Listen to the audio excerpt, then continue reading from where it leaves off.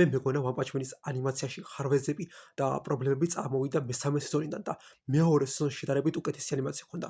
ყოველ შემთხვევაში ეს წარმოდგენა მქონდა პირველი სერიიდან და იმ კლიპებიდან გამომდინარე, რომელიც ნანახი მქონდა. მეორე სეზონის მონაკვეთის წაკითხვის მერე მანგაში ანიმეს სერიებსაც უყურე და პრაქტიკულად პირველი სერიის გარდა რასაც უყურე, ყველა სხვა სერიაში ერთი სცენა არ შემოხვედრია, სადაც off model ანიმაცია არ იყო. იმდენი სკრინი გადავიღე, რომ სათითაოდ ვერს გიგაჩვენებთ. არც ერთ სცენაში არ იყო აშკარად დახატული პერსონაჟი წინასწარ გათვლილი მოდელის და დიზაინის მიხედვით. ყველა სცენაში რაიმე ანატომიური შეცდომა იყო დაშვებული ან სახეებზე, ან სხეულზე. თან წარმოუდგენლად აშკარა შეცდომები, რომელზეც დასტავებაც გეგჭირდება, რომ შეამჩნიო. იმ დონეზე, რომ კითხვაც კი გამიჩნდა საერთოდ Chief Animation დირექტორი თუ ყავდათ და რო გადავამოწმე პერსონაჟების დიზაინერი და Chief Animation დირექტორი იყო იგივე ადამიანი, ვინც იყო პირველ სეზონზე. ერთადერთი ლოგიკური აზრი რაც მომდის თავში, ის არის რომ იმდენად ცუდად რო ხმართ ანიმატორებს და რეჟისორს, რომ უბრალოდ დალებდნენ. რეჟისორებს თავი დაანებეს.